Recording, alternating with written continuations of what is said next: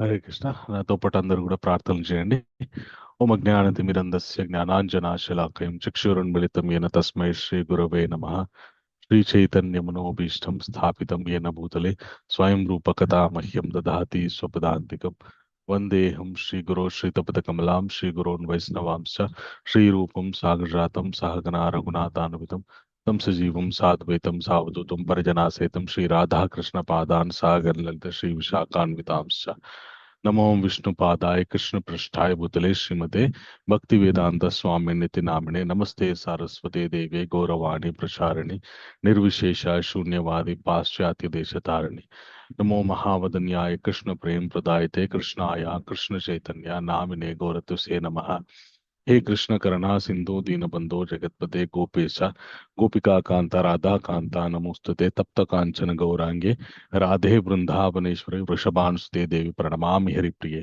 वाञ्छाकल्पतरोभयश्च कृपा सिन्धुभ्येव च पतितानां भावनेभ्यो वैष्णवेभ्यो नमो नमः. जय श्री कृष्ण चैतन्य प्रभु नित्यानंद श्री द्वैत गदाधर श्रीवासादि गौर भक्तवृंद. हरे कृष्णा कृष्णा कृष्णा हरे हरे, हरे राम राम राम हरे हरे.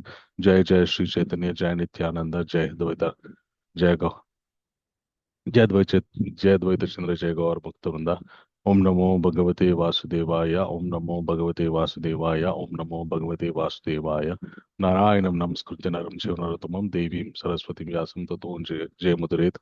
मुखं करोति वाचालं पङ्गुं लङ्घयते गिरिं यत्कृपातमहं वन्दे श्रीगुरुं दिनतारणं परमानन्दमाधवं श्रीचैतन्येश्वरम्. पूजन्तं राम रामेति मधुरं मधुराक्षरम् आरुह्य कविता शाखं वन्दे का वाल्मीकि कोकिलम्.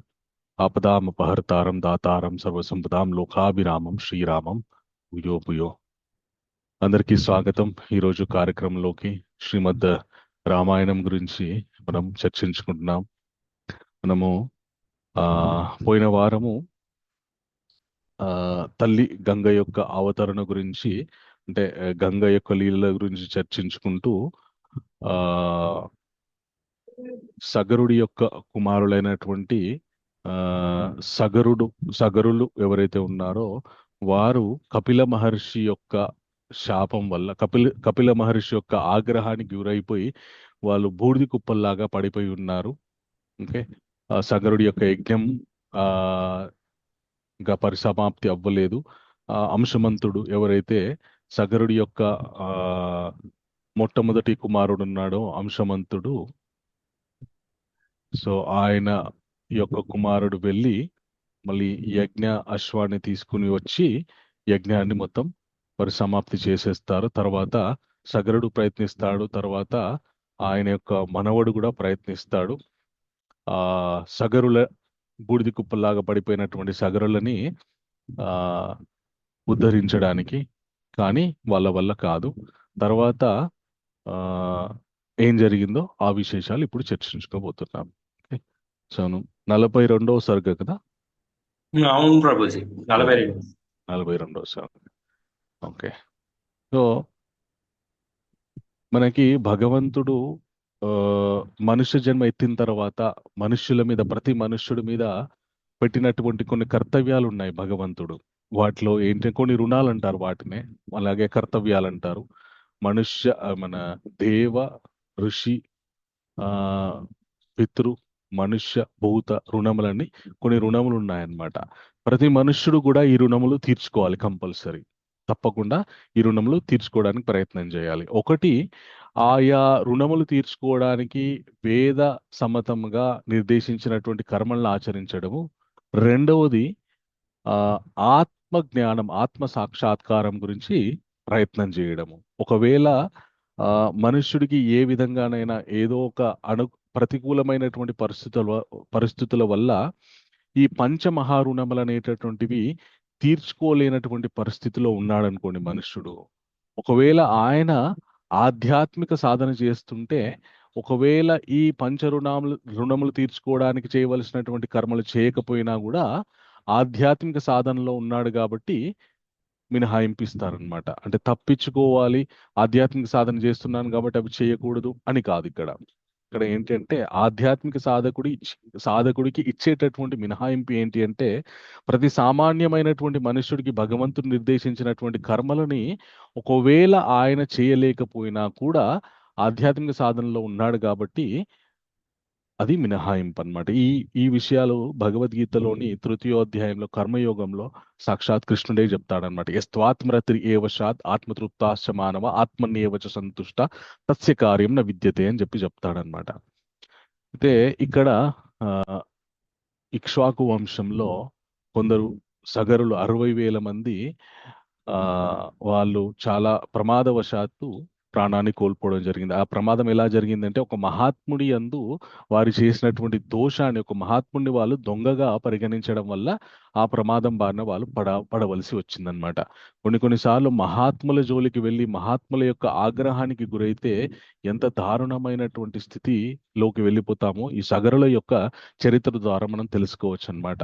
మామూలుగా తర్పణలు ఇస్తే వాళ్ళు వాళ్ళ యొక్క వాళ్ళ యొక్క ఉద్ధరణ జరగట్లేదు అక్కడ.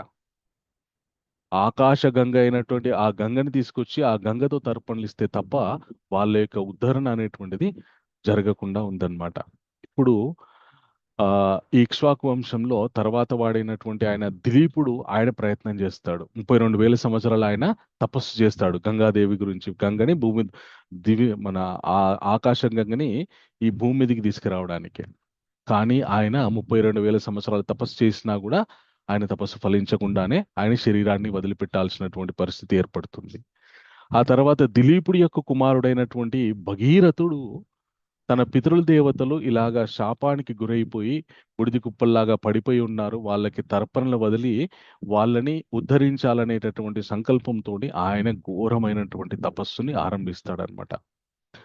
భగీరథుడు చేసినటువంటి తపస్సుకి మెచ్చి సాక్షాత్ బ్రహ్మ ప్రత్యక్షమవుతాడు. ప్రత్యక్షమై నాయన నీ కోరిక ఏంటో నాకు తెలుసు అని చెప్పి, గంగాదేవి గురించి నువ్వు తపస్సు చేస్తున్నావు కాబట్టి, ఆకాశ గంగ గురించి నువ్వు తపస్సు చేస్తున్నావు కాబట్టి నీకు ఖచ్చితంగా ఆ గంగ నిన్ను అనుగ్రహిస్తుంది అని చెప్పి బ్రహ్మదేవుడు భగీరథుడికి చెప్తాడు. చెప్పిన తర్వాత ఇప్పుడు గంగ, ఆకాశంలో ఉండేటటువంటి గంగ ఒకవేళ భూమి మీద సాక్షాత్ అలాగే ఆ, ఆవిడ గనుక పడిందనుకోండి, ఆవిడ యొక్క ప్రవాహానికి భూమి తట్టుకోలేదన్నమాట. ఇప్పుడు ఆ ప్రవాహాన్ని ఎవరైనా ఆపాలి, ఆ ప్రవాహాన్ని పట్టుకోవాలి అంటే మళ్ళీ ఒక మహాత్ముడు తప్ప వేరే ఎవరు వల్ల సాధ్యం కాదు. గంగ యొక్క ప్రవాహాన్ని ఆపి ఎంత మేరకి భూమి తట్టుకోగలదో అంత నియంత్రణలో పెట్టి ఆ ప్రవాహాన్ని భూమి మీదకి వదిలే విధంగా ఆ చేసేటటువంటి ఒక మహాత్ముడు కావాలి. ఇప్పుడు అంత గొప్ప పని ఇంక ఈ సృష్టిలో ఎవరూ చేయలేరు.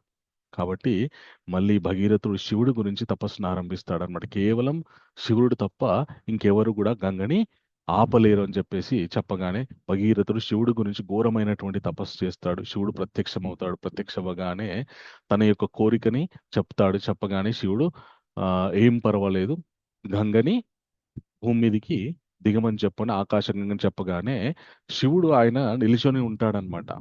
తన జటాజూటాలన్నీ కూడా విప్పి నిల్చొని ఉంటాడనమాట. గంగ అనుకుంటుంది నా ప్రవాహానికి భూమే తట్టుకోలేదు, ఈయనెంత అని చెప్పేసి ఒక్క ఒక్క ఉదుటున ఈయనని నేను తొలగించేయగలనని చెప్పేసి ఆవిడ అనుకుంటుంది అనమాట. అనుకొని ఆకాశం నుండి శివుడి యొక్క శిరస్సు మీద గంగాదేవి పడిపోతుంది.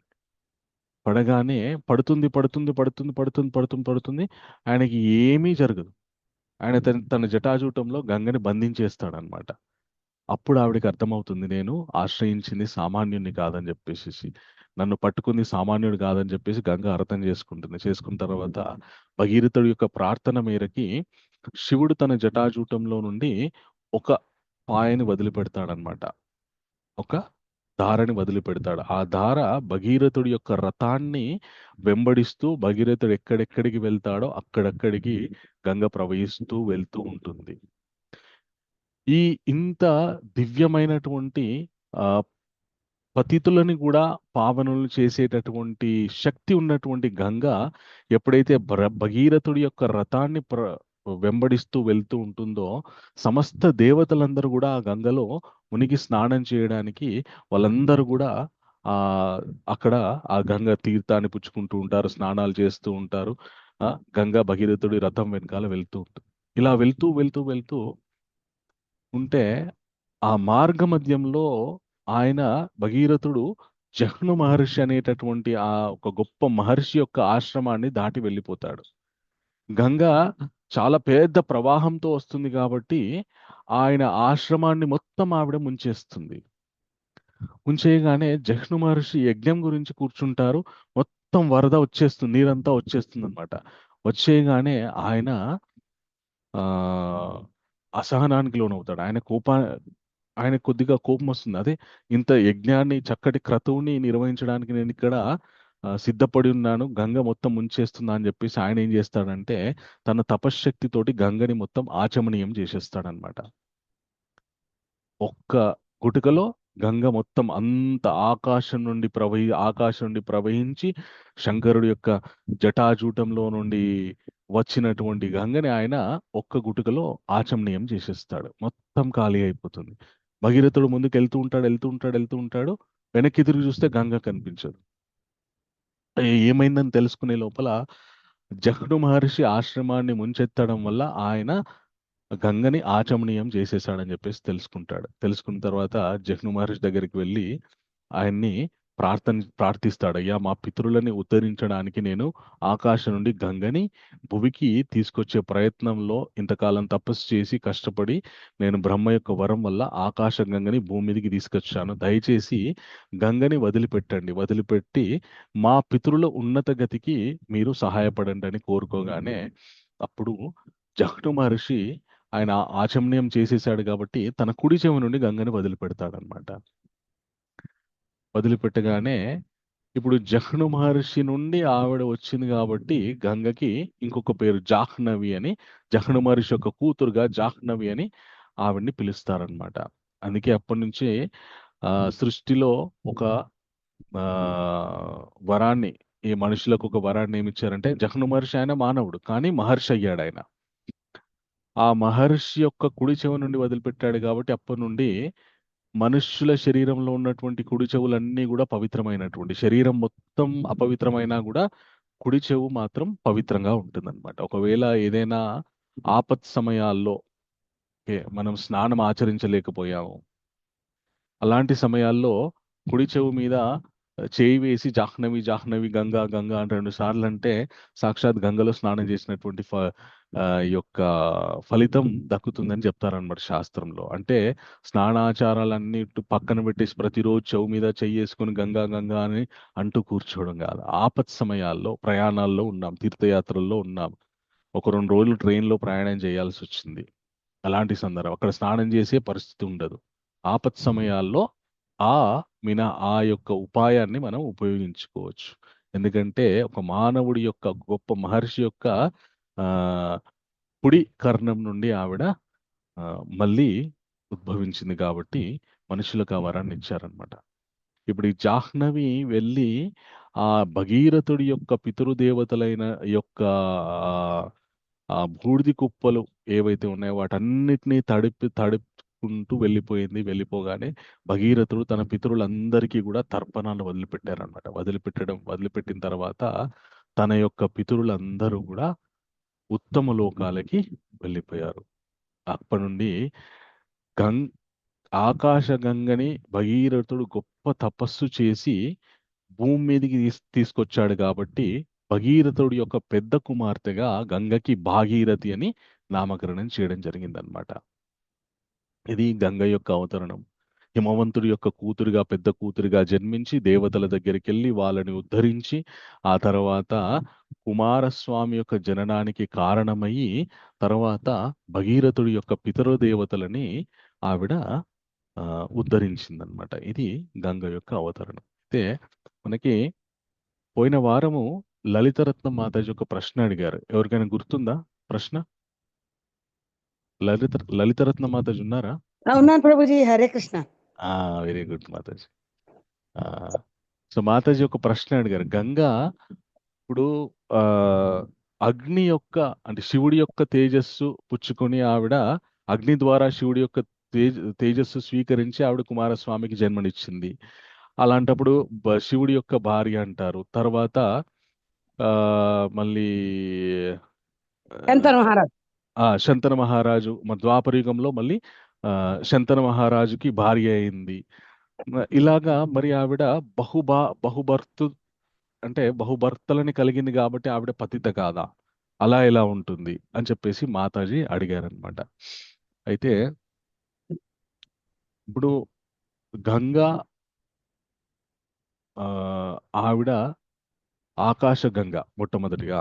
అయితే ఆ, ఒక గొప్ప లీల జరపడానికి ఆవిడ శివుడి యొక్క తేజస్సు స్వీకరించాల్సి వచ్చింది. ఆ, అది శివుణ్ణి పార్వతీదేవి లాగా కళ్యాణం చేసుకోలేదు.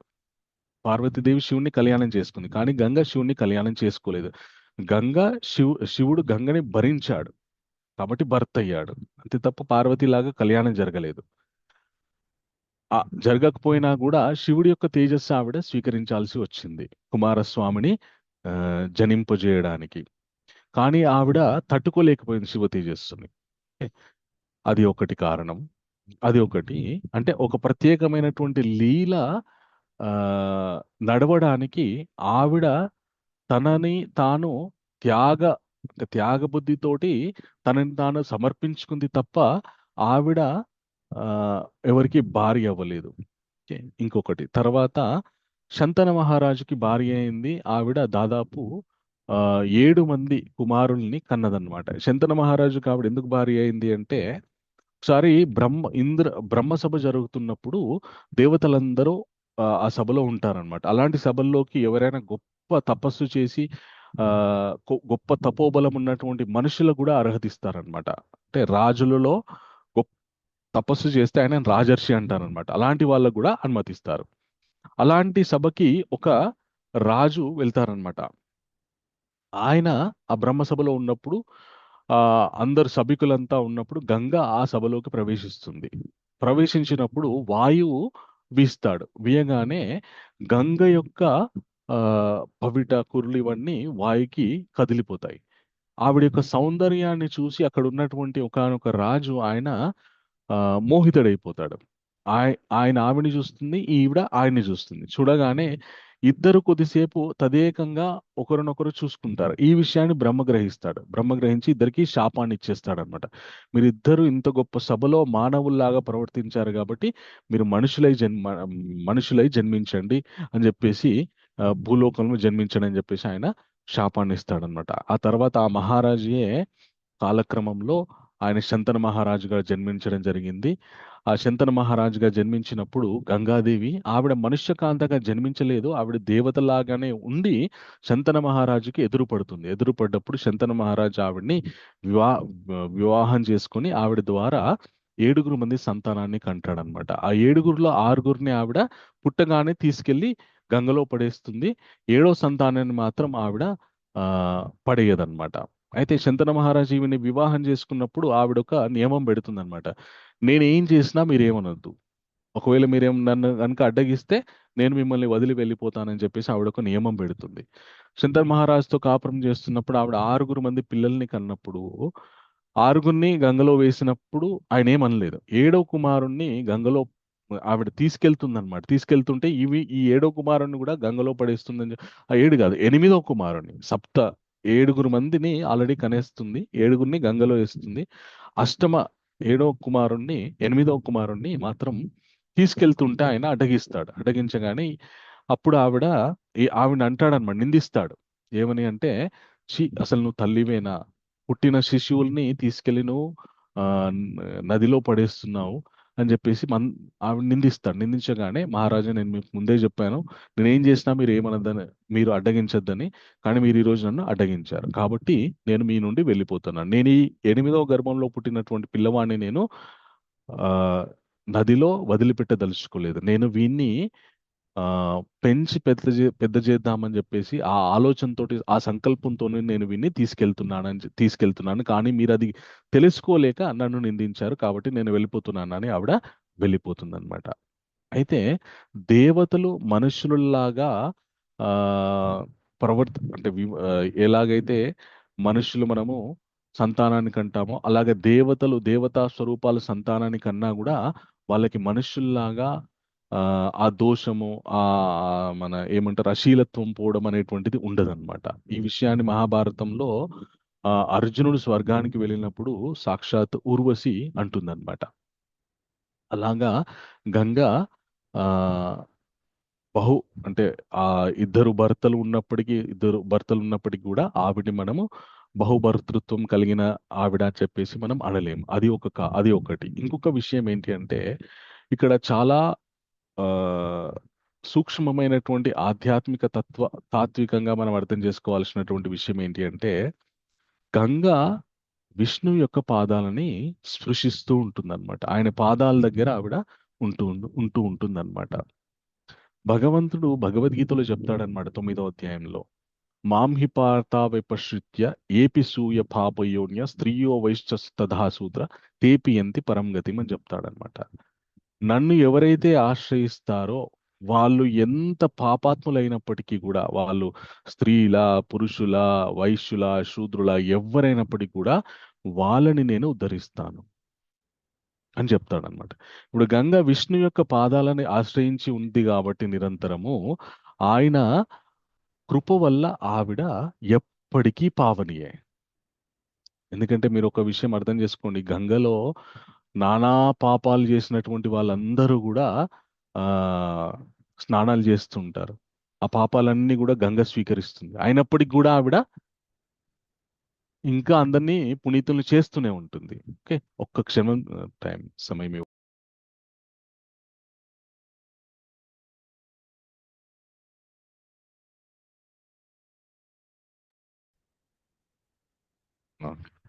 సో అట్లాగా గంగకి ఆ పాపం, దోషం అనేటువంటిది ఆ మనుషులకైనటువంటి మనలాగా ప్రవర్తిస్తే ఆవిడకి అది అంటదన్నమాట. అందువల్ల ఆవిడ ఆ ఎప్పటికీ కూడా పావనియే.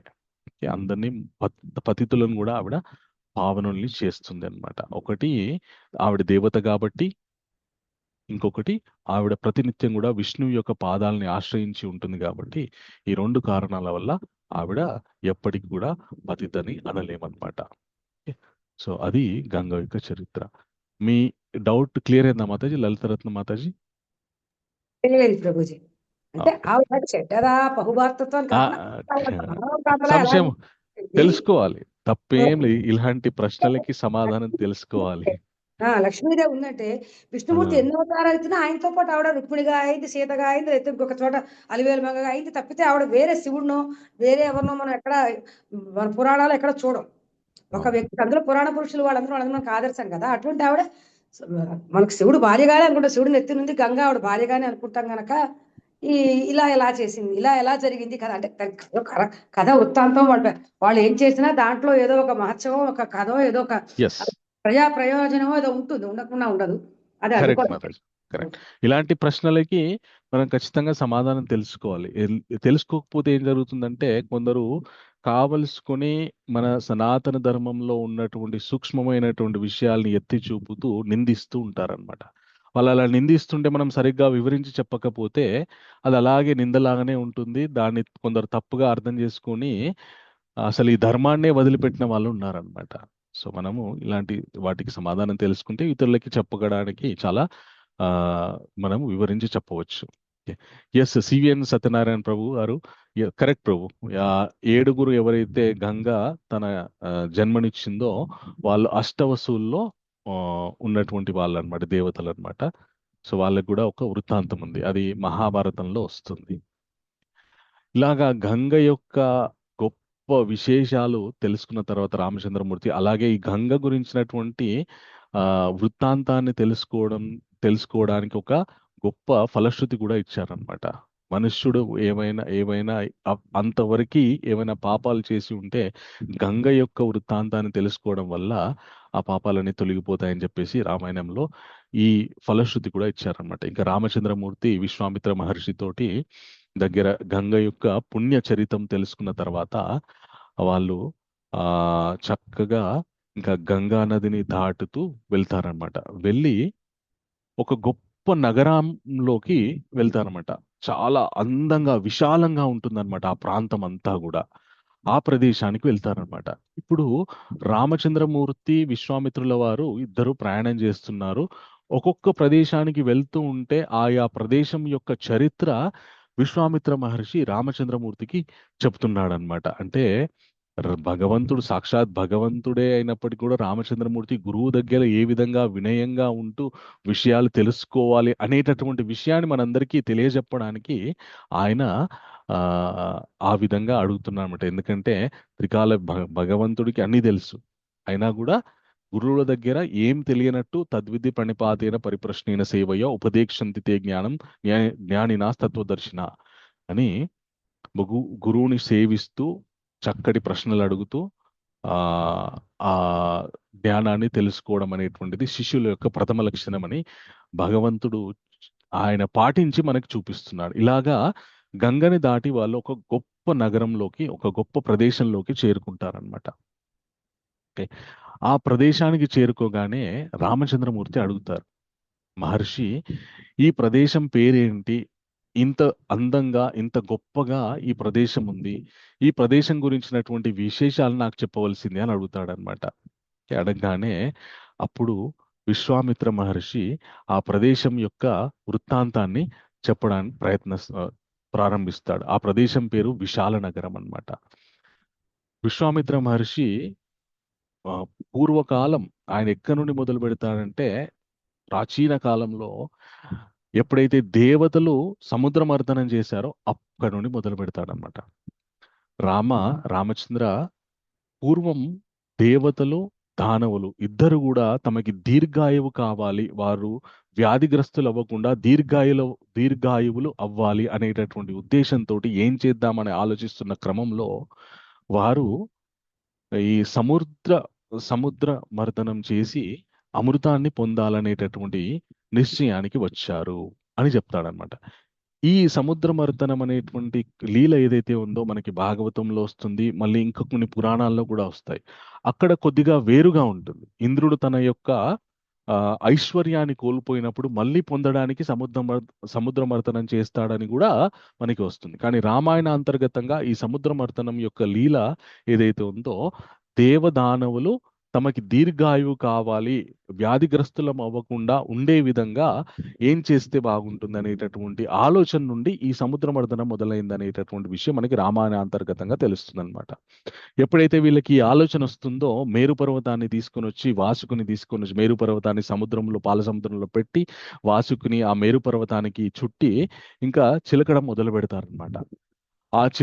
వాళ్ళు చిలుకుతున్నటువంటి ఆ వేగానికి వాసుకి విశేషమైనటువంటి అగ్ని కిలలు వాసుకి నోటి నుండి వస్తాయన్నమాట. అప్పుడు ఒక హాలాహలం బయటకు వస్తుంది. బయటికి రాగానే దాన్ని ఎవరు పుచ్చుకుంటారు అనేటటువంటి సందిగ్ధంలో దేవదానవులు పడ్డప్పుడు సాక్షాత్ విష్ణువే వచ్చి శివుణ్ణి స్వీకరించమని చెప్తాడనమాట.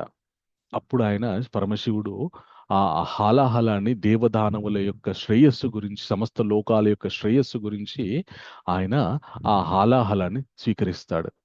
స్వీకరించినప్పుడు ఆయన మొత్తం మింగకుండా గొంతులో ఆపేస్తాడనమాట. గరళంలో ఆ విషాన్ని ఆపాడు కాబట్టి ఆయనని గరళకంఠుడని, అలాగే ఇక్కడ విషాన్ని ఆపాడు కాబట్టి ఇక్కడ నీలంగా తయారవుతుంది కాబట్టి నీలకంఠుడని ఆయనకి బిరుదులు వచ్చాయన్నమాట, ఆయనకి పేర్లు వచ్చాయన్నమాట. అలాగా శివుడు ఆ సమస్త లోకాల యొక్క శ్రేయస్సు గురించి ఆ హాలాహలాన్ని ఆయన ఆపేస్తాడనమాట. శివుడు ఆ హాలాహలాన్ని స్వీకరించిన తర్వాత మళ్ళీ దేవదానవులు అందరూ కలిసి ఈ యొక్క మేరు పర్వతాన్ని చిలుకుతూ ఉంటే వాళ్ళ వేగానికి మేరు పర్వతం జారి కింద పడిపోతుంది అనమాట. ఎందుకంటే మేరు పర్వతానికి కింద ఏం పెట్టారనమాట. మనం ఏదైనా మనము ఒక కుండలో కవ్వమేసి చిలుకుతున్నాం అనుకోండి, కింద బేస్ ఉంటే అది ఉంటుంది, లేకపోతే జారిపోతుంది. ఆ విధంగా ఈ మేరు పర్వతం కూడా కింద ఏం బేస్ లేకపోయేసరికి జారి పడిపోతుంది అనమాట. పడిపోయేసరికి అందరూ కూడా మళ్ళీ శ్రీ మహావిష్ణుని ఆశ్రయిస్తారు. ఆయన కూర్మ స్వరూపాన్ని పొంది తన వీపు మీద ఈ యొక్క మేరు పర్వతాన్ని పెట్టుకొని మళ్ళీ దేవదానవులకి మళ్ళీ చిలకమని చెప్పేసి చెప్తారనమాట. మళ్ళీ వాళ్ళు ఆ కూర్మ స్వరూపం మీద ఉన్నటువంటి మేరు పర్వతానికి వాసుకుని చుట్టి ఇద్దరు కూడా కవంలాగా దేవదానవులు అందరూ కూడా కవంలాగా చిలుకుతూ ఉంటారు. అలా చిలుకుతుంటే ఏం జరిగిందంట అంటే స్వామికి చిన్న పిల్లలు పడుకుంటే తల్లిలాగా వీపు మీద నమురుతుంది చూడండి, ఆ విధంగా అనిపించిందంట స్వామికి. కూర్మ రూపంలో ఉన్నటువంటి స్వామికి మేరు పర్వతం తన వీపు మీద పెట్టి దేవదానులు చిలుకుతుంటే ఒక తల్లి పిల్లవాడిని వీపు మీద నమిరినట్టు, నమిరితే ఎంత హాయిగా ఉంటుందో పిల్లోడికి, ఆ విధంగా అనిపించిందంట స్వామికి. అలాగే వాళ్ళు చిలుకుతుంటే ఎన్నో గొప్ప గొప్ప విశేషాలు వచ్చాయి. ఆ సముద్రం నుండి దివ్యమైనటువంటి అశ్వాలు వచ్చాయి, అప్సరసలు వచ్చారు. ఆ నీటిని అపస్ అంటారనమాట సంస్కృతంలో. ఆ అప నుండి వచ్చారు కాబట్టి ఓ గొప్ప పెద్ద సరోవరంతో కూడుకున్నటువంటి అపస్సుతో కూడుకున్నటువంటి గొప్ప సరోవరం ఏదైతే ఉందో దాని నుండి వచ్చారు కాబట్టి వాళ్ళని అప్సరసలు అన్నారు. వాళ్ళని ఎవరు స్వీకరించలేదు, ఎందుకంటే వాళ్ళ ఎయిమ్ వేరే ఉంది కాబట్టి.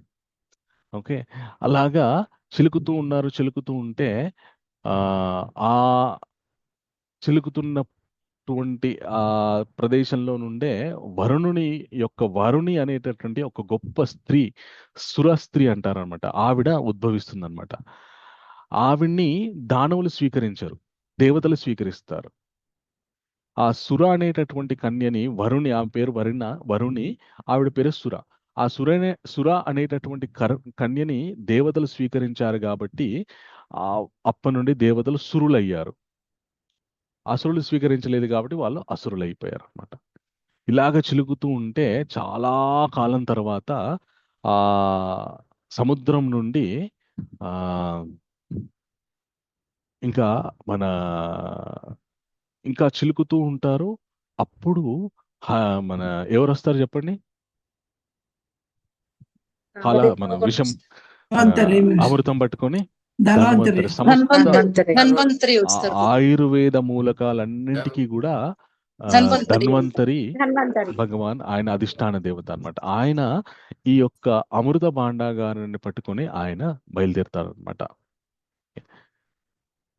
ఈ ధన్వంతరి ఆయన అవతారాన్ని చాలించేటప్పుడు వారణాసి నగరంలో మహామృత్యుంజయ దేవాలయం అని ఒక దేవాలయం ఉందన్నమాట. చాలా మందికి తెలియదు. అక్కడ ఒక బావి ఉంటుంది. ఆ బావి ఎప్పటికీ ఎండిపోదు. మనం ఆ దేవాలయానికి వెళ్తే ఎవరికైనా మృత్యుగండం త్వరలో ఉంది అంటే వారణాసిలో ఆ మహామృత్యుంజయ దేవాలయానికి వెళ్ళి అక్కడ హోమం జరిపించుకుంటారన్నమాట. అక్కడ ఆ దేవాలయంలో మధ్యలో ఒక బావి ఉంటుందన్నమాట. ఆ బావిలో ధన్వంతరి తన అవతారాన్ని చాలించేటప్పుడు గొప్ప గొప్ప ఆయుర్వేద మూలికలన్నీ ఆ బావిలో వేశారని చెప్పేసి చెప్తారనమాట. ఆ బావిలో ఉన్నటువంటి నీళ్ళని తీర్థంగా ఇస్తారు. కొందరు బాటిల్లో క్యాన్లో కూడా తెచ్చుకుంటారు. మేము కూడా వారణాసి నగరానికి వెళ్ళినప్పుడు తెచ్చుకున్నాం అనమాట. ఈ ధన్వంతరి ఆ మన అమృత భాండాగారాన్ని తీసుకుని ఆయన పైకి వస్తాడనమాట. పైకి రాగానే ఇంకా దేవతలు దానవులు ఇద్దరు కూడా పెద్ద యుద్ధం జరుగుతుంది. యుద్ధం జరిగి ఇక్కడ రామాయణంలో మోహిని అవతారం వచ్చి అందరికీ పంచింది అనేటటువంటి విషయాన్ని ఇక్కడ చెప్పలేదు. రామాయణంలో చాలా సంక్షిప్తంగా చెప్పేశారన్నమాట. దేవతలకి దానవులకి యుద్ధం జరిగింది అమృతం గురించి. ఆ యుద్ధంలో దానవులంతా కూడా చాలా మంది చనిపోయారు, ఓడిపోయారు దానవులు. ఆ తర్వాత దేవతలు అమృతాన్ని స్వీకరించారు అని రామాయణంలో ఉంటుందన్నమాట. అదే దేవతలు దానవులు ఆ అమృత భాండాగారాన్ని తీసుకొని పరిగెడుతూ ఉంటే దేవతలు వెంబడించారు. ఆ పరిగెత్తుతున్న క్రమంలో ఆ అమృత భాండాగారం నుండి కొన్ని అమృతం యొక్క బిందువులు భూమి మీద కొన్ని చోట్ల పడ్డాయి. అక్కడే మన కుంభమేళ జరుగుతుంది, మహాకుంభమేళ, అర్ధ కుంభమేళ అని జరుగుతుంది అని చెప్పేసి మనకి మళ్ళీ శాస్త్ర వృత్తాంతం ఉంది. ఇలాగ తర్వాత దేవతలు గెలుస్తారు, వాళ్ళ అమృతాన్ని స్వీకరిస్తారు, దానవులు చనిపోతారు. అయితే ఈ దేవతలకి తల్లి దితి, దేవతలకి తల్లి అదితి, దానవులకి తల్లి దితి. దితి యొక్క కుమారులంతా దానవులు.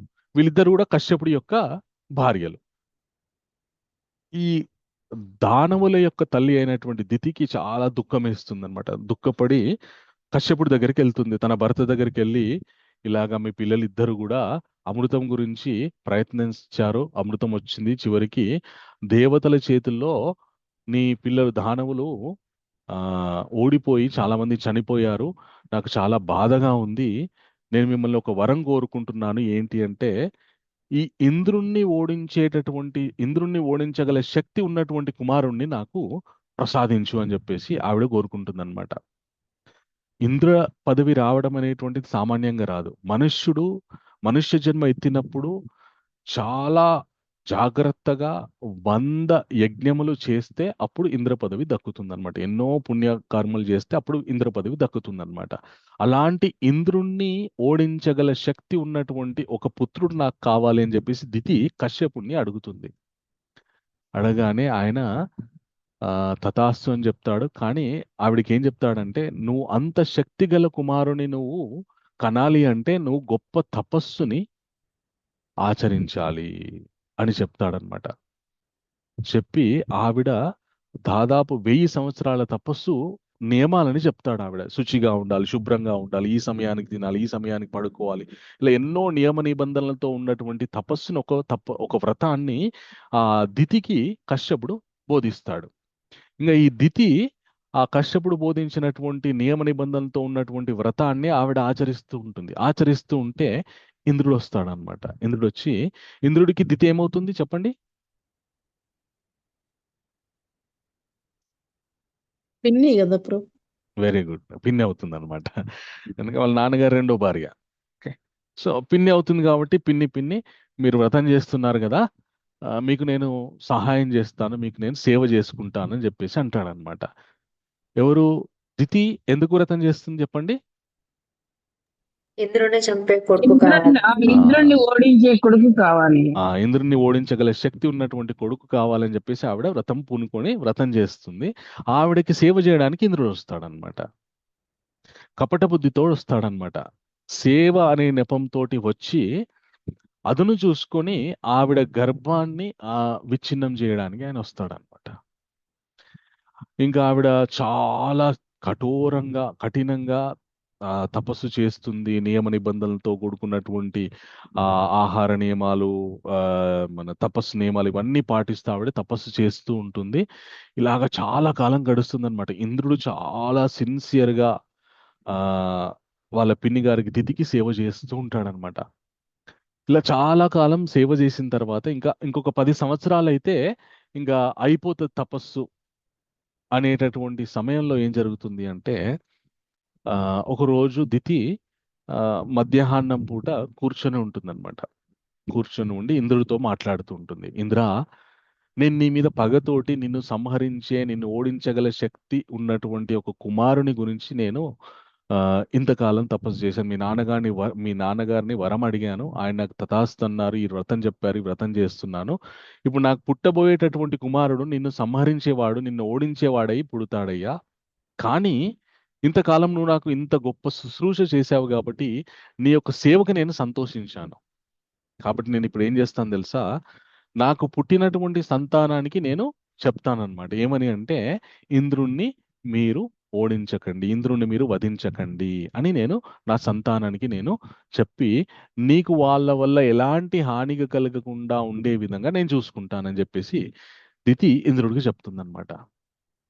చెప్పిన తర్వాత ఆవిడ ఇంకా జుట్టంతా విరబూసుకొని ఉంటుంది. తన కేశములు పాదములకి తగిలే విధంగా ఆవిడ పడుకుంటుందన్నమాట. పడుకోగానే ఇప్పుడు ఆవిడ అశుచికి లోనైపోయింది. అలాగా కేశములు మొత్తం, స్త్రీ అందు గురించనే జుట్టును విరబూసుకొని ఉండకూడదని చెప్తుంటారు మన శాస్త్రంలో. ఎందుకంటే జుట్టు ఎక్కడంటే ఎక్కడ పడిపోతుంది, పాదాలకు దాకుతుంది, కింద దాకుతుంది, కాబట్టి అశుచి వస్తుందని చెప్పేసి అలా ఉండకూడదు అంటారు. కానీ అది ఎవరు పట్టించుకోరు. ఇప్పటి ఆడవాళ్ళు ఎవరు పట్టించుకోరు అనమాట. అప్పట్లో అది అశుచి, ఇప్పటికి కూడా అశుచి, కానీ ఎవరు పట్టించుకోరు. ఆవిడ అశుచికి లోనైంది కాబట్టి ఇంద్రుడికి అది అదునుగా దొరుకుతుందన్నమాట. ఆవిడ పడుకున్నప్పుడు ఇంద్రుడు ఆవిడ గర్భంలోకి ప్రవేశించి ఆ గర్భస్థంలో ఉన్నటువంటి పిండముని ఖండఖండాలుగా నరుకుతుంటాడనమాట. నరుకుతూ ఉంటే ఆ పిండములు ఆ, ఏడుస్తూ ఉంటారనమాట. ఏడుస్తుంటే ఇంద్రుడు మారుదా మారుదా మారుదా, ఏడవకండి ఏడవకండి ఏడవకండి అని అంటూ ఉంటాడనమాట. ఈ విషయం మొత్తం తిథికి తెలుస్తుంది. అరే ఏమైతుంది ఏమైతుంది ఏమైతుంది అని చెప్పేసి ఆవిడ మెలుకుంటుంది. మెలుకోగానే తెలిసిపోతుంది, ఇంద్రుడు నా గర్భంలోకి ప్రవేశించి నా గర్భస్థమైనటువంటి పిండాన్ని 7 ముక్కలుగా ఆయన ఖండించేశాడని చెప్పేసి ఆవిడ ఏడుస్తుంది. ఇంద్ర వదిలిపెట్టు వదిలిపెట్టు అని చెప్పేసి ఆవిడ అంటుంది. అప్పుడు ఇంద్రుడు వదిలిపెట్టేస్తాడు. ఆ ఏడుగురు కూడా ఆ ఒక పిండము 7గా నరకబడినటువంటి ఆ పిండం ఏదైతే ఉందో 7 సంతానంగా అయిపోతారనమాట. వాళ్ళనే సప్త మరుతులు అంటారనమాట. సో ఇంద్రుడు ఇప్పుడు దితి ఇంద్రుడిని అడుగుతుంది, ఇప్పుడు నీకు సంతోషమేనా?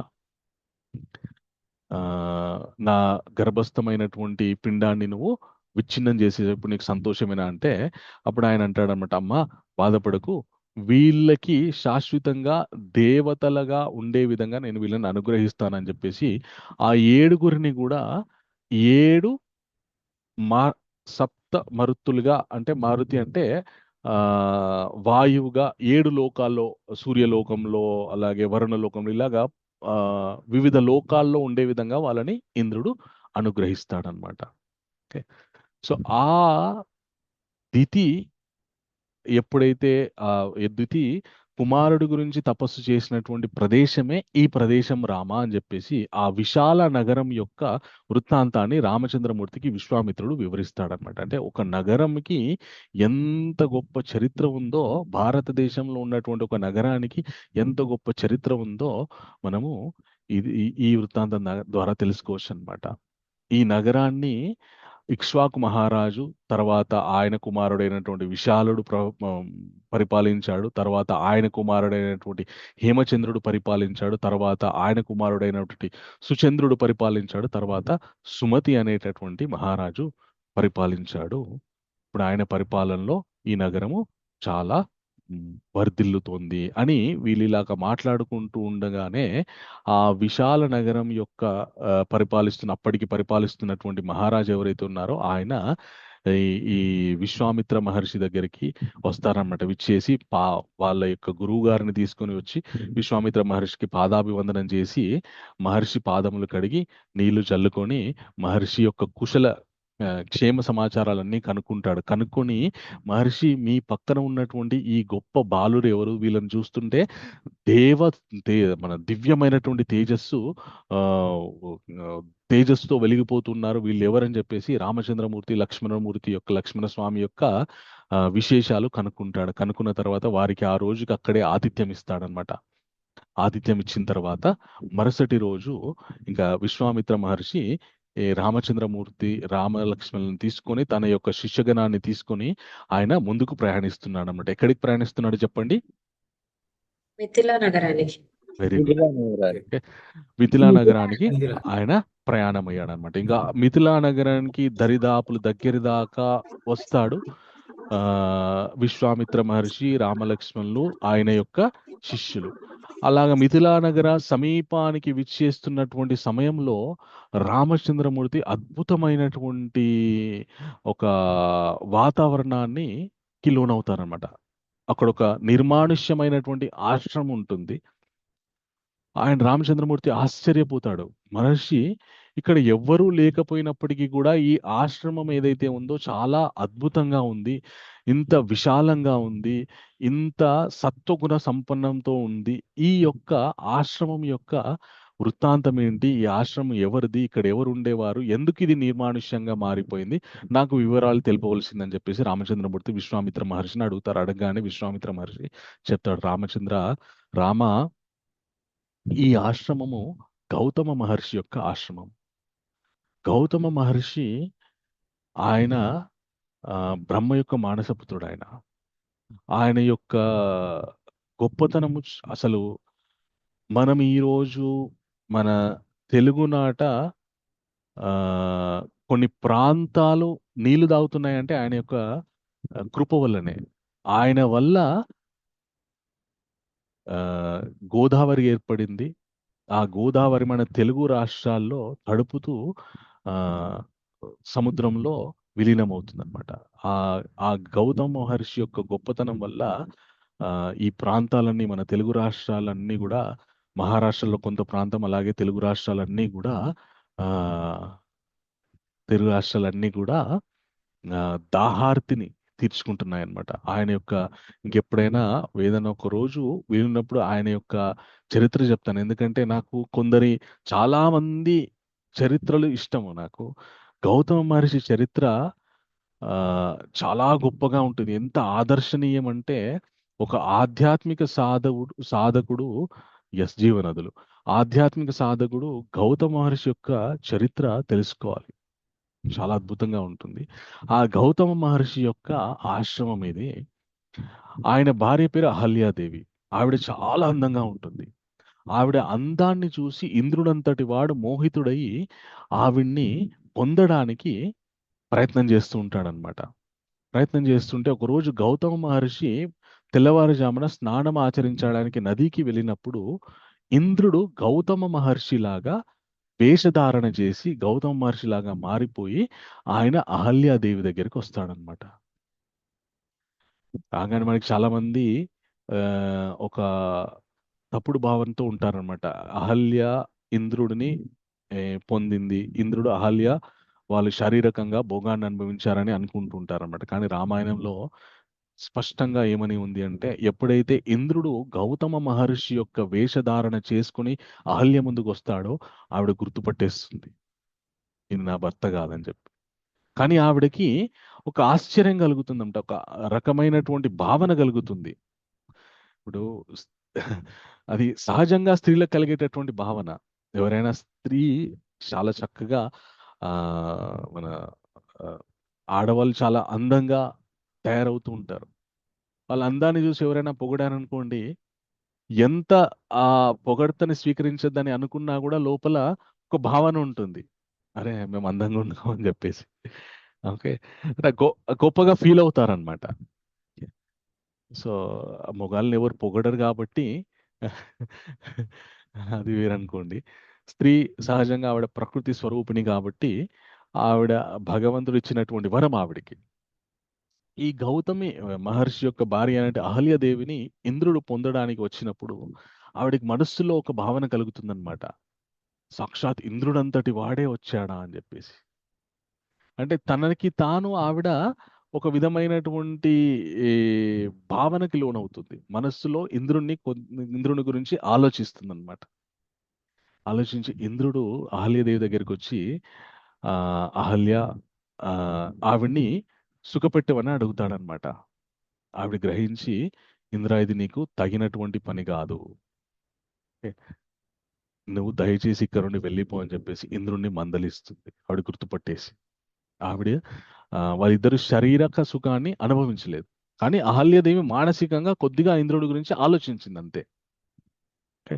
శారీరక సుఖాన్ని అనుభవించలేదు, కానీ మానసికంగా కొద్దిగా ఇంద్రుడి గురించి ఆలోచించి ఇంద్రుని వెంటనే మీరు ఇక్కడ నుండి వెళ్ళిపోవలసిందని చెప్పేసి ఆవిడ చెప్తుందన్నమాట ఇంద్రుడికి. చెప్పగానే ఇంద్రుడు బాధపడిపోతాడనమాట. అరే నన్ను గుర్తుపట్టేసిందని చెప్పేసి ఆయన ఎక్కడ గౌతమ మహర్షి వస్తాడో అని చెప్పేసి గబగబా గబగబా ఆయన ఆశ్రమం నుండి అదే గౌతముడి యొక్క వేషధారంతోనే ఆయన బయటకు వస్తుంటాడనమాట. ఈ లోపల గౌతమ మహర్షి వస్తాడు. వచ్చి ఆయన తెలుసుకుంటాడు ఏం జరిగిందో మొత్తం. తెలుసుకొని, ఇంత మదగర్వంతో నువ్వు ఉన్నావు కాబట్టి, నీవు నీ యొక్క పురుషత్వాన్ని చూసుకొని నువ్వు ఇంత గర్వంతో ఉన్నావు కాబట్టి నీకు ఆ పురుషత్వం పోగాక అని చెప్పి శపించేస్తాడనమాట. శపించిన తర్వాత అహల్యాదేవికి ఆవిడ్ని చూసి, నువ్వు మనస్సులో ఇంద్రుడి గురించి ఆలోచించావు కాబట్టి నువ్వు ఇక్కడే తపస్సు చేసుకుంటుండు, అదృశ్య రూపిణివై ఇక్కడే తపస్సు చేసుకుంటూ ఉండు అని చెప్పేసి ఆవిడ్ని ఆ ఆశ్రమంలోనే వదిలిపెట్టి, నీకెప్పుడు విమోచనం జరుగుతుందంటే రామచంద్రమూర్తి వచ్చినప్పుడు నీకు శాప విమోచనం జరుగుతుంది అని చెప్పేసి అహల్యాదేవికి గౌతమ మహర్షి చెప్పి, ఆ తర్వాత ఆయన ఆశ్రమం నుండి వెళ్ళిపోతాడు. వెళ్ళిపోయిన తర్వాత ఇంద్రుడి యొక్క పురుషత్వం పోవడం వల్ల ఆయన దేవతలందరి దగ్గరికి వెళ్ళి ఒక కపట నాటకం ఆడతాడనమాట. ఆయన ఏమని అంటే, నేను గౌతమ మహర్షి చాలా గొప్ప తపస్సు చేసి మళ్ళీ ఆయన వల్ల మనకి ఎక్కడ ఆపద జరుగుతుందో అనేటటువంటి ముందు చూపుతోటి నేను ఆయన తపస్సు భంగం చేయడానికి నేను వెళ్ళి నా ప్రయత్నం చేశాను. ఆ ప్రయత్నంలో నా పురుషత్వాన్ని కోల్పోయాను. మీ అందరి గురించి ఇప్పుడు నేను నా పురుషత్వాన్ని కోల్పోయాను అని చెప్పేసి ఆయన ఏడుస్తుంటాడు అనమాట. ఏడుస్తుంటే అందరూ కూడా బాధపడి, అయ్యో ఎందుకు బాధపడతాం అని చెప్పేసి యజ్ఞంలో పితృదేవతలకి ఏ ఆ కలియుగంలో కాదు, మిగతా యుగాల్లో పితృదేవతలకి యజ్ఞం చేసినప్పుడు ఆ యజ్ఞంలో ఒక పశువుని బలిచ్చేవారంట, మేకని బలిచ్చేవారనమాట. ఆ పితృదేవతలకు చేసేటటువంటి యజ్ఞంలో ఆ బలిచ్చేటటువంటి మేక యొక్క వృషణములు తెచ్చి ఇంద్రుడికి ఆ ఇస్తారనమాట. అలాగా ఇంద్రుడు మళ్ళీ తన పురుషత్వాన్ని పొందుతాడనమాట.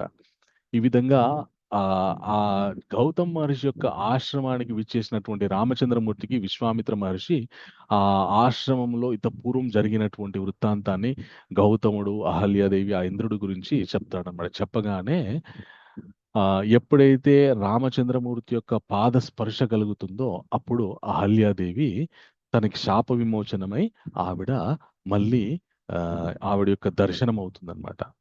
గౌతమ్ మహర్షి కూడా వస్తారు. గౌతముడు, అహల్యాదేవి ఇద్దరు కూడా ఆ రామచంద్రమూర్తిని చక్కగా సేవించుకుంటారన్నమాట.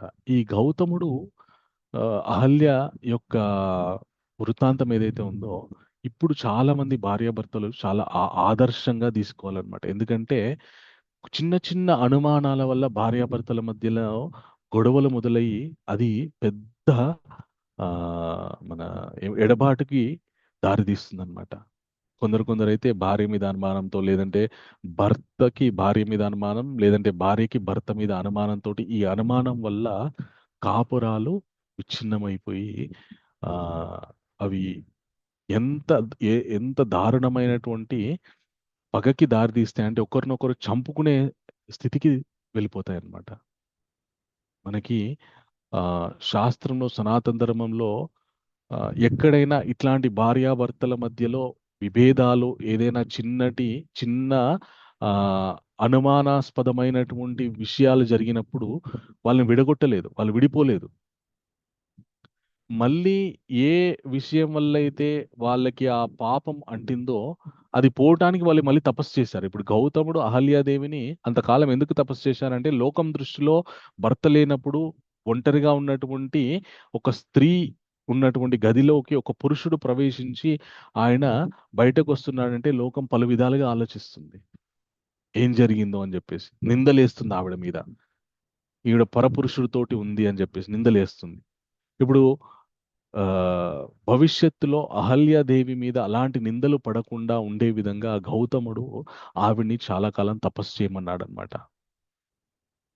ఆవిడ యొక్క తపస్సు, ఆవిడ పునీతురాలు, అలాగే ఆవిడ తపస్సు ఫలించింది అనడానికి నిదర్శనము రామచంద్రమూర్తి యొక్క దర్శనం. అలాగా అహల్యాదేవికి రామచంద్రమూర్తి, గౌతమి అహల్యలకి రామచంద్రమూర్తి యొక్క దర్శన భాగ్యం కలుగుతుంది. వాళ్ళకి గౌతముడు, అహల్యాదేవి చక్కగా విశ్వామిత్రుడికి, రామలక్ష్మణులకి వీళ్ళకి గొప్ప ఆతిథ్యాన్ని ఇస్తారనమాట. ఇచ్చిన తర్వాత వాళ్ళు ఇంకా ఆ మిథిలా నగరానికి దగ్గరలో వాళ్ళు ఉంటారు, చాలా దగ్గరగా ఉంటారు. వీళ్ళ దగ్గరికి ఆ జనక మహారాజు దగ్గర గౌతముడి యొక్క కుమారుడైనటువంటి శతానందుడు అనేటటువంటి ఆస్థాన పండితుడు ఉంటాడనమాట. అంటే వాళ్ళ కులగురువు. జనక మహారాజు కులగురుగా ఈ గౌతమ మహర్షి యొక్క కుమారుడైనటువంటి శతానందుడు, గౌతముడికి అహల్యకి పుట్టినటువంటి కుమారుడు ఉంటాడనమాట. ఆయన పేరు శతానందుడు. ఆ శతానందుడిని తీసుకొని జనక మహారాజు విశ్వామిత్ర మహర్షి దగ్గరికి వస్తాడనమాట. ఎందుకంటే జనక మహారాజు ప్రత్యేకంగా విశ్వామిత్ర మహర్షిని ఆహ్వానించలేదు, కానీ ఆయన చేస్తున్నటువంటి గొప్ప క్రతువుని చూడడానికి వీళ్ళు వచ్చారు.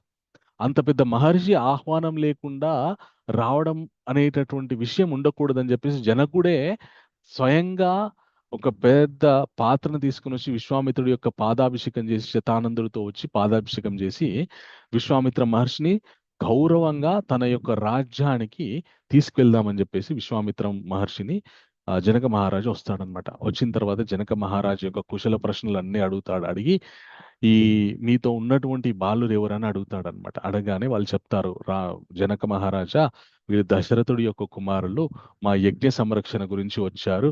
యజ్ఞ సంరక్షణ లో భాగంగా ఆ మన తాటక మారీచ సుబాహులని సంహరించినటువంటి ఈ గొప్ప క్షత్రియ బాలురు వీరు మీ యొక్క యజ్ఞాన్ని చూద్దామని చెప్పేసి మాతో పాటు వచ్చారు మీ యొక్క రాజ్యానికి అని చెప్తారనమాట. అప్పుడు ఆయన జనక మహారాజు ఆయన ఆత్మానందాన్ని పొందుతాడనమాట. ఎందుకంటే రామచంద్రమూర్తి దర్శనము రామచంద్ర మూర్తి యొక్క వీరగాథలు, ఆయన అప్పటికే తాటక ఘోరమైనటువంటి భయంకరమైనటువంటి 3 రాక్షసుని సంహరించినటువంటి వీరత్వం, అవన్నీ విశేషాలు విన్న తర్వాత జనక మహారాజుకి రామచంద్రమూర్తి మీద ఇంకా ప్రీతి పెరిగి చాలా సంతోషం, మా రాజ్యానికి వీళ్ళని తీసుకొని వచ్చినందుకు మీరందరూ కూడా మా రాజ్యానికి విచ్చేసి రేపు జరగబోయేటటువంటి ఆ గొప్ప యజ్ఞాన్ని మీరందరూ కూడా కనులారా తిలకించండి. ఆ యజ్ఞంలో దేవతలు వచ్చి స్వయంగా హవిస్సు తీసుకునేటటువంటి గొప్ప ఆ విశేషాన్ని మీరందరూ కూడా స్వయంగా తిలకించండి అని చెప్పేసి జనక మహారాజు రామలక్ష్మణుల్ని అలాగే విశ్వామిత్ర మహర్షిని తన యొక్క కులగురువు అయినటువంటి శతానందతో అందరినీ కూడా ఆహ్వానిస్తాడనమాట. అలాగా విశ్వామిత్రుల వారు రామలక్ష్మణులతో ఈ జనక మహారాజు యొక్క నగరమైనటువంటి మిథిలా నగరానికి విచ్చేస్తారు. ఆ మిథిలా నగరానికి విచ్చేసిన తర్వాత ఈ శతానందుడు పలు ప్రశ్నలు అడుగుతాడనమాట. మీరు మా ఆశ్రమానికి విచ్చేసినప్పుడు మా తల్లిదండ్రులు గౌతముడు, అహల్యాదేవి మిమ్మల్ని బాగా చూసుకున్నారా లేదా, మీకు సరిగ్గా ఆతిథ్యం ఇచ్చారా లేదా, మీ కుశల ప్రశ్నలు అడిగారా లేదా, మీకు ఏ లోటు రాకుండా వాళ్ళు చూసుకున్నారు కదా అని చెప్పేసి ఆయన కుశల ప్రశ్నలు అడుగుతాడనమాట. అడిగిన తర్వాత ఆయన రామచంద్ర, మీరు ఇప్పటి వరకు మీరు ఎవరి సాంగత్యంలో ఉన్నారో ఆయన యొక్క గొప్పతనం మీకు తెలుసా అని చెప్పేసి విశ్వామిత్ర మహర్షి యొక్క వృత్తాంతాన్ని చెప్పడానికి శతానందుడు మొదలు పెడతాడనమాట. ఆయన వృత్తాంతం మొదలు పెడితే చాలా అద్భుతంగా ఉంటుంది. వచ్చే వారము విశ్వామిత్ర మహర్షి యొక్క వృత్తాంతం మనము తెలుసుకుందాం. చాలా గొప్ప విశేషాలు ఉంటాయి ఆయన యొక్క విశ్వామిత్ర మహర్షి యొక్క జీవితంలో. మనుష్యుడిగా పుట్టి గొప్ప మనుష్యుడు సాధించలేదంటూ ఏదీ లేదు అని నిరూపించినటువంటి గొప్ప మనుష్య జాతి మొత్తానికి ఆదర్శప్రాయమైనటువంటి వ్యక్తి అన్నమాట. ఎందుకంటే ప్రతి మనుష్యుడికి కూడా ఇచ్ఛాద్వేష సుఖం దుఃఖం సంఘాత చేతనాదతి ఏతక్షేత్రామితి సంసేన సవికారం ఉదాహృతం అని భగవంతుడు చెప్తాడు. ఈ మనుష్య శరీరము ఇచ్ఛాద్వేషం అనేటటువంటి అలాగే అరిషడ్ వర్గాలతోటి కూడుకున్నటువంటిది మనుష్య శరీరం. వాటిని మనం అదుపులో పెట్టుకోవడానికి ఎంతో ప్రయత్నం చేస్తూ ఉంటాం. అలాగా సామాన్యమైనటువంటి వాడిలాగా ఉన్నటువంటి వ్యక్తి ఒక గొప్ప శక్తిగా ఎలా ఆవిర్భావం జరిగిందో ఆయన యొక్క చరిత్రలో తెలుస్తుంది. మనందరికీ కూడా చాలా ఆదర్శప్రాయమైనటువంటి చరిత్ర అది. మనం వచ్చే వారము ఆ విశ్వామిత్ర మహర్షి యొక్క చరిత్ర తెలుసుకుందాం. సో ఈరోజు మనము రామచంద్రమూర్తి గంగాదేవి సగరులని ఉద్ధరించడం అనేటటువంటి విషయం నుండి ఇంకా రామలక్ష్మణులు విశ్వామిత్ర మహర్షితో పాటు మిథిలా నగరానికి విచ్చేశారు అనేటటువంటి విషయం వరకు చర్చించుకున్నాం. 48వ సర్గ వరకు మనము చర్చించుకున్నాం.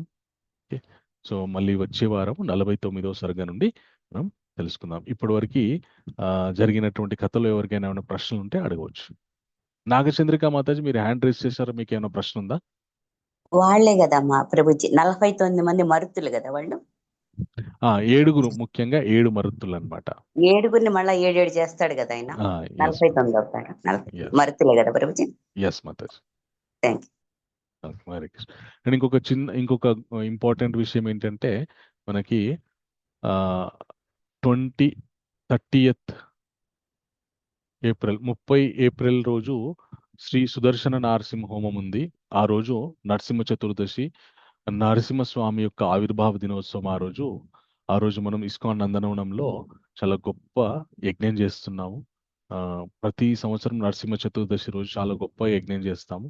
మీరు కూడా వీలు చేసుకొని రావడానికి ప్రయత్నం చేయండి. ఆ రోజు బుధవారం అవుతుంది. బుధవారం ఉదయం 9:30 శ్రీ సుదర్శన నరసింహ హోమం జరుగుతుంది. మీరందరూ కూడా కుటుంబ సభ్యులతో వచ్చి పాల్గొనడానికి ప్రయత్నం చేయండి. హరే కృష్ణ. అండ్ మళ్ళీ ఈ సోమవారం 27th ఏప్రిల్ నుండి శ్రీమద్ భగవద్గీత 18 రోజులు 18 అధ్యాయాలు అనేటటువంటి కార్యక్రమం మళ్ళీ మొదలవుతుంది. అనుషా మాతాజీ ఈసారి ఈ సైకిల్ చెప్పబోతున్నారు. మీ మిత్రులకి, బంధువులకి, అందరికీ కూడా ఈ విషయాన్ని పంచుకొని అందరినీ ఆ రోజు నుండి 18 రోజుల పాటు భగవద్గీత వినడానికి ప్రోత్సహించండి. హరే కృష్ణ. ఎస్, సివిఎన్ సత్యనారాయణ ప్రభు, మీ ప్రశ్న ఏంటి ప్రభు? హరే కృష్ణ ప్రభుజీ. హరే కృష్ణ ప్రభు. ఇంద్రుడిది స్థానము ఇట్ ఈస్ నాట్ పర్మనెంట్. అది Correct. ఎవరెవరైతే దానికి అర్హులైతారో ఒకరి తర్వాత ఒకరు అలా ఆ సీట్ ని అధిష్ఠిస్తూ వస్తారు అంటారు కదా. కరెక్ట్. అలా అయినప్పుడు why are they so insecure? ప్రతి ఇంద్రుడు very good. చాలా ఇన్సెక్యూర్ ఫీల్ అవుతాడు. ఎస్, కరెక్ట్ ప్రభు. అన్ని యజ్ఞాలు చేసి వాళ్ళు అక్కడికి వచ్చి is it because that seat is temporary? Yes, చక్కటి ప్రశ్న వేశారు ప్రభు. మనకి భగవద్గీతలో భగవంతుడు ఒక విషయం చెప్తాడనమాట. ఏమనంటే, భోగైశ్వర్య ప్రసక్తానాం తయాపురుత చేతసాం వ్యవసాయాత్మిక బుద్ధి సమాధౌన విధీయతి అని చెప్తాడనమాట. ఎప్పుడైతే జీవాత్మ ఈ భోగైశ్వర్యాలని అనుభవిస్తూ ఉంటాడో ఆయనకి వ్యవసాయాత్మిక బుద్ధి అంటే ఆధ్యాత్మిక విషయాల వైపు మక్కువ అనేటువంటి తగ్గిపోతుంది అనమాట. ఎంతసేపు ఆ భోగాలని కాపాడుకోవాలి, అవి అనుభవించాలి అనేటటువంటి భ్రమలోనే బ్రతుకుతుంటాడనమాట. ఇంద్రుడు కూడా మాయకి అతీతుడేం కాదు, ఇంద్రుడు కూడా మాయకి లోబడే ఉంటాడనమాట. సో ఎప్పుడైతే అంత గొప్ప పదవి ఆయన కింద దిక్పాలకులు, అప్సరసులు, గంధర్వులు వీళ్ళంతా ఉంటారనమాట.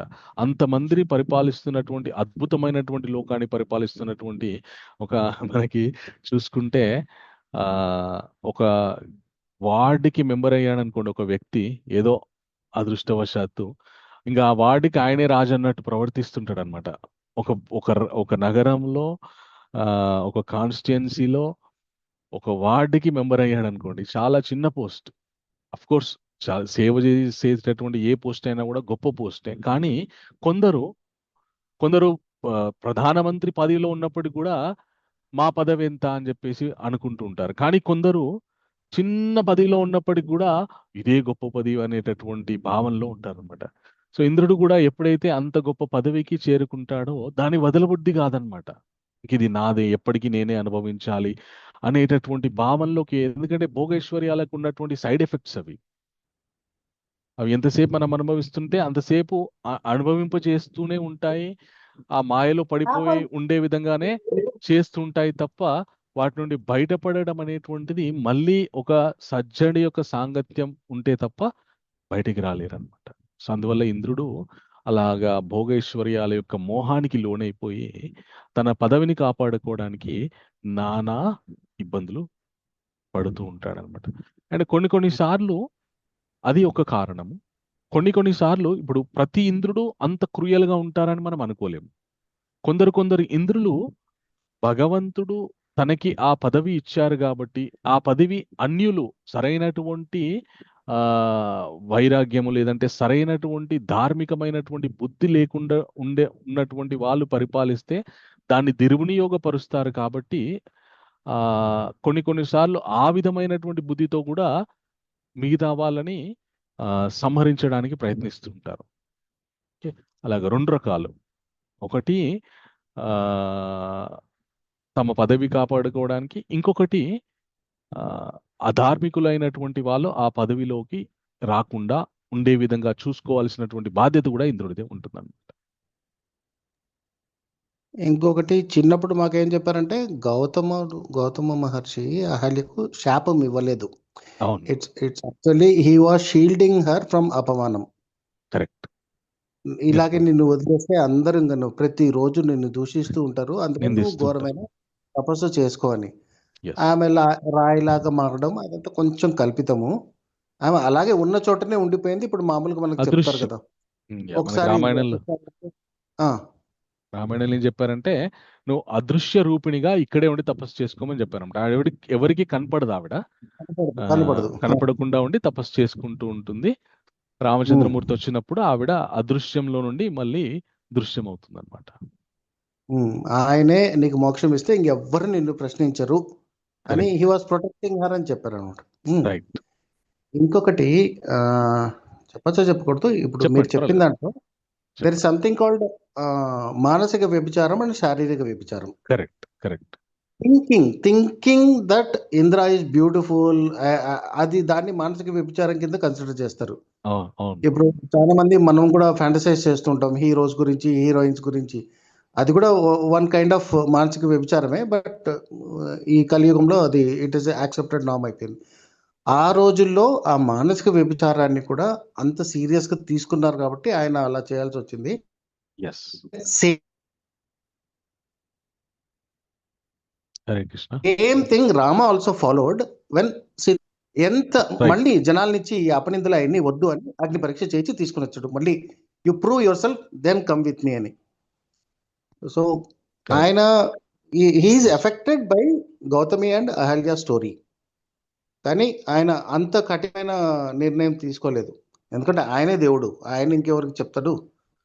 So he found a easier way. Yes. అయితే మనకి more better way purification through. Right. అలా మాకు లింక్ చేసి చెప్పారు. కలియుగం తప్ప మిగతా యుగాలు అయితే ఏవైతే ద్వాపర, త్రేత, సత్యయుగం ఈ యుగాలు ఉన్నాయో ఆ యుగంలో మనస్సులో మనం ఎవరి ఏందైనా భేదాభిప్రాయం పెట్టుకున్నా, మనస్సులో పలానా నేను దొంగిలించేద్దామని భావన పెట్టుకున్నా కూడా అది పాపం కింద పరిగణించేవాళ్ళు అనమాట. కలియుగానికి వచ్చేసరికి మనస్సులో నువ్వు ఒక చెడు అభిప్రాయాన్ని పెట్టుకున్నా, మనస్సులో నువ్వు ఒక చెడు ప్రణాళిక పెట్టుకున్నా, మనసులో ఒక పాపం చేయాలని అనుకున్నా కూడా అది చెయ్యనంత వరకు పాపాన్ని వెయ్యరు. కలియుగంలో మనసులో ఒక తప్పుడు భావన వచ్చి అది మనం ప్రత్యక్షంగా చేయనంత వరకు అది పాపం కాదు, ప్రత్యక్షంగా చేస్తే పాపం అవుతుంది. అట్లా అని చెప్పేసి మనసులో ఏది పడితే అది ఆలోచించడం కాదు. చేసిన దానికి ఎఫెక్ట్ కనబడితే you are not a thief till you are not caught అంటారు కదా, ఆ టైప్. కరెక్ట్. అందుకే కృష్ణుడు మన ప్రసాద సౌమ్యత్వం మౌనమాత్మ అని చెప్పేసి చెప్తాడు. మనస్సు ఎప్పుడైతే ప్రశాంతంగా ఎలాంటి మాలిన్యాలు లేకుండా ఉంటుందో అది మనస్సుతో చేసే తపస్సు అని చెప్పేసి 17వ అధ్యాయంలో కృష్ణ చెప్తాడు అనమాట. అలాగా గౌతమీదేవి మన అహల్యాదేవి యందు ఆవిడ భవిష్యత్తు ఆవిడ మీద నిందలు పడకుండా ఉండడానికి గౌతముడు ఆ విధమైనటువంటి విధంగా కొద్ది కాలం ఆవిడని వదిలివేయాల్సి వచ్చింది తప్ప వాళ్ళు ఎప్పటికీ అన్యోన్యమైనటువంటి దాంపత్యం వాళ్ళది. Thank you Prabhu. CVN Satyanarayana Prabhu, thank you very much. Lalitha Mataji మీ ప్రశ్న ఏంటి? జీ లలిత మాతాజీ. హరే కృష్ణ ప్రభు. హరే కృష్ణ మాతాజీ. నరసింహ చతుర్దశి రోజు ఏ సమయం వరకు ఉపవాసం ఉండాలి ప్రభుజీ? సాయంత్రం చంద్రోదయం అయ్యేంత వరకు. మరి ఆ రోజు ఏ విధంగా తీసుకోవాలి ప్రసాదం? అంటే కొందరు ఇప్పుడు శరీరం సహకరిస్తే ఏం తీసుకోకుండా ఉంటారు. ఉపవాసం వదిలిన తర్వాత అంతే అన్ని నార్మల్ అన్నం అన్ని తినేయచ్చు, నో ప్రాబ్లం. దానిలో ఇదేం లేదు, నియమం అవసరం లేదు కదా ప్రభుజీ? లేదు, నార్మల్ ప్రసాదం తినేయచ్చు. సాయంత్రం విడవచ్చా? చంద్రోదయం కాగానే వదిలేయచ్చు. ఓకే ప్రభుజీ, ఇదే విషయం తెలుసుకో. హరే కృష్ణ. జైని శ్రీనివాస్ గుప్తా ప్రభు మీ ప్రశ్న ఏంటి ప్రభు? హరే కృష్ణ ప్రభు, దండోత్ ప్రణాం. దండోత్ ప్రణాం ప్రభు. ప్రభు, మనము భక్తులుగా మారితే ఎలాంటి పాపము అంటదని ఇంతకు ముందు అన్నారు కదా ప్రభు, అంటే అది అర్థం కాలే ప్రభు. ఓకే. సో భక్తులుగా మారితే నేను 9వ అధ్యాయంలోనే ఒక శ్లోకాన్ని ఉదాహరిస్తూ చెప్పానమాట. కృష్ణుడు చెప్తాడనమాట 9వ అధ్యాయంలో ఏమని చెప్తాడంటే, తన భక్తులకి ఏ విధమైనటువంటి మన సౌలభ్యాల్ని కృష్ణుడు కల్పిస్తాడో ఆ క్రమంలో అర్జునుడికి కృష్ణుడు చెప్తాడనమాట. మాం హి పార్థ విపశ్రుత్య ఏపి సూయ పాపయోన్య స్త్రీయో వైశ్యస్తథాశూద్ర తేపియంతి పరంగతి. నన్ను ఎవరెవరైతే ఆశ్రయిస్తారో వాళ్ళు ఎవరైనా కావచ్చు, శూద్రుడు కావచ్చు, వైశ్యుడు కావచ్చు, పాపాత్ములు కావచ్చు, ఈ స్త్రీలు కావచ్చు, ఎవరైనా సరే నన్ను ఎవరైతే ఆశ్రయిస్తారో వాళ్ళని నేను ఖచ్చితంగా ఉద్ధరిస్తానని చెప్పి కృష్ణుడు చెప్తాడనమాట. అంటే ఇప్పుడు మనం అందరం కూడా ఎన్నో తప్పులు చేసి ఉంటాము క్రితం జన్మలలో. ఇప్పుడు మనం భగవంతుని చెంతకు చేరాం, భగవన్ నామ జపం చేస్తున్నాం, భగవంతుని గురించినటువంటి కథలు వింటున్నాము. ఇవన్నీ వినడం వల్ల మనం ఇంత పూర్వం చేసినటువంటి పాపాలు ఏవైతే ఉన్నాయో వాటి వల్ల మనం అనుభవించాల్సినటువంటి చెడు ఫలితములు ఏవైతే ఉన్నాయో అవి మెల్లమెల్లగా తగ్గిపోతూ ఉంటాయన్నమాట. తగ్గిపోతూ ఉంటే ఇంకా మనం భగవంతునికి దగ్గర అవుతుంటాం అనమాట. ఈ విషయాన్ని కృష్ణుడే చెప్తాడు మళ్ళా 7వ అధ్యాయంలో. మన ఏమని చెప్తాడంటే, ఎవరి పుణ్యం అయితే పరిపక్వత అవుతుందో వాళ్ళకే ఆయనని కృష్ణుణ్ణి నామస్మరణ చేయడం కానీ ఆయనకి దగ్గర అవ్వడం కానీ జరుగుతుందంట. అండ్ 4వ అధ్యాయంలో కూడా చెప్తాడనమాట కృష్ణ. ఏమని అంటే, యథైదాంస సమిద్ధాగ్నిర్ భస్మసాత్ కురుతే అర్జున జ్ఞానాగ్ని దగ్ధ కర్మాణి. ఎలాగైతే మండుతున్నటువంటి అగ్ని దగ్గరికి ఎండుకట్టెలు వస్తే కాలిపోతాయో అదే విధంగా ఆత్మజ్ఞానాన్ని, భగవద్ జ్ఞానాన్ని ఎవరైతే నేర్చుకోవడానికి ప్రయత్నిస్తూ ఉంటారో అలా వాళ్ళు సాధన చేస్తున్నప్పుడు వాళ్ళు ఇంకా భవిష్యత్తులో అనుభవించాల్సినటువంటి కర్మ ఫలితాలు ఏవైతే ఉంటాయో అవి తగ్గిపోతూ ఉంటాయన్నమాట. వాటి యొక్క తీవ్రత తగ్గిపోతూ ఉంటాయని మనకి భగవంతుడు భగవద్గీతలో వివిధ ఉదాహరణలు చెప్పారనమాట. Okay Prabhu, thank you Prabhu. Hare Krishna, ధన్యవాదాలు ప్రభు. Thank you. సుజాత మాతాజీ, మీ ప్రశ్న ఏంటి? ధన్యవాద ప్రణామాలు ప్రభుజీ. హరే కృష్ణ. ధన్యవాదాలు. ఒక ఇంద్రుని విషయంలో కొంచెం ఏంటంటే, అంటే ఇంద్రుడు అంత పెద్ద గొప్ప వ్యక్తి, రాజు, దేవతల రాజు, అన్ని మంచి గుణాలున్న వ్యక్తి. అంటే స్త్రీల పట్ల వాళ్ళకి కొంచెం అలాగా, అంటే వాళ్ళకే అనిపించింది అని అంటే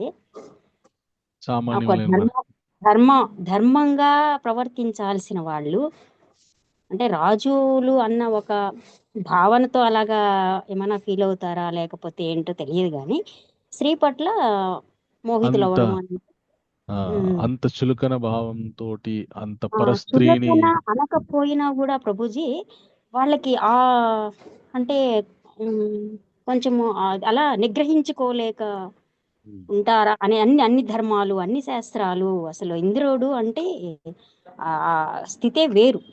కరెక్ట్. మరి అది మనుషుల కోసం అని ఏమైనా చెప్పడం జరిగిందా, మానవుల కోసం అని ఏమైనా? ఎందుకంటే వాళ్ళు అలా ప్రవర్తించడంలో ఇబ్బంది కదా, అందుకని మనుషుల గురించి ఏమైనా వీళ్ళకి ఏమైనా అలాగా తెలుసుకోవడం కోసం అని ఏమైనా చెప్పడం ఏమైనా జరిగిందా? అదొకటి. అవును మాతాజీ, ఈ ఇతిహాసంలో ఈ విషయాల వల్ల నుండి మనం ఏం తెలుసుకోవాలి అంటే, అంత గొప్ప పదవిలో ఉన్నప్పటికీ కూడా జీవాత్మ తనని తాను నిగ్రహించుకోలేడు. కానీ ఇప్పుడు అతి సామాన్యమైనటువంటి జీవితం గడుపుతున్నటువంటి గౌతముడు మాత్రం ఇంద్రియ నిగ్రహంతో ఉన్నాడు. ఆయన జితేంద్రియుడు, జ్ఞాని. ఇప్పుడు ఒక మనుష్యుడు ఉన్నత స్థితికి వెళ్ళడానికి భోగైశ్వర్యాలు ఉపయోగపడ్డాయా లేకపోతే జ్ఞాన వైరాగ్యాలు ఉపయోగపడ్డాయా? అంటే అది రెండు రకాలు. ఒకటి జ్ఞానంతో ఉన్నత స్థితికి వెళ్ళవచ్చు, ఇది ఇలాగా ఆధ్యాత్మికంగా అలాగా. అటువంటి వ్యక్తికి ఇవన్నీ భోగైశ్వర్యాలు ఇవన్నీ కూడా అంటవు, అసలు ఆ ధ్యాసే ఉండదు. ఈ భోగైశ్వర్యాలతో అలా అలా మెట్టుకి వెళ్ళిన వ్యక్తి అది వదులుకోలేక, ఆ కోరికల్ని త్యజించలేక ఇంకేది చూసినా ఆ కామ క్రోధ లోభాలతో అలాగా ప్రవర్తించడం అనేది, అక్కడి నుంచి ఆ స్థాయి నుంచి అతను తగ్గించుకోలేడు. ఆ తగ్గించుకోవడము అంటే అంత జ్ఞాని మారాలి అన్న ఒక తపన అవన్నీ ఉంటే తప్ప ఆ స్థితి నుంచి కిందకి రాలేరేమో అని. అదే మనం తెలుసుకోవాల్సింది ఏంటి అంటే, మనుషులు చాలా ప్రయత్నాలు చేస్తుంటారు సమాజంలో గొప్ప స్థితికి వెళ్ళడానికి. ఎంత గొప్ప స్థితికి వెళ్ళినా కూడా సరైనటువంటి ఆధ్యాత్మిక సాధన లేకపోతే ఇంద్రియ నిగ్రహం చేసుకోలేరు. ఇది ఒక ముఖ్యమైన పాయింట్. ఇంద్రియ నిగ్రహం చెయ్యాలి అంటే నువ్వు ఏ స్థితిలో ఉన్నప్పటికీ కూడా భగవద్భక్తి సాధన అనేటువంటివి చాలా చాలా ముఖ్యం. ఇప్పుడు ఇంద్రుడు అంత పదిలో ఉన్నటువంటి ఇంద్రుడు గౌతముడి వల్ల శాపాన్ని పొందాల్సినటువంటి పరిస్థితి ఏర్పడింది. ఇంకా ఏం లాభం గొప్ప పదవి ఉన్నప్పుడు మామూలు ఆ, మామూలు మామూలు మనుషుల గురించి ఇంకా చాలా ఏమనుకోవాలి. అదొకటి. ఇంకొక విషయం ప్రభుజీ, ఆ, ఇప్పుడు మానసికంగా ఏమైనా ఒకటి మనం ఆలోచించినప్పుడు అలాగా మానసిక వ్యభిచారము అని అట్లాగా శారీరక వ్యభిచారం అన్నట్లు ఉంటుంది కదా. మానసికంగా చాలా బాగున్నారు, ఆవిడ చాలా బాగుంది, ఆయన చాలా బాగున్నారు అని అనుకోవడం వరకైతే ఓకే. కానీ అంతకు మించి వీళ్ళల్లో ఇంకేదైనా అనిపించినప్పుడు ఆ మానసికంగా వీళ్ళు వ్యభిచారం అయినట్లు అనిపించవచ్చు ఒకటి.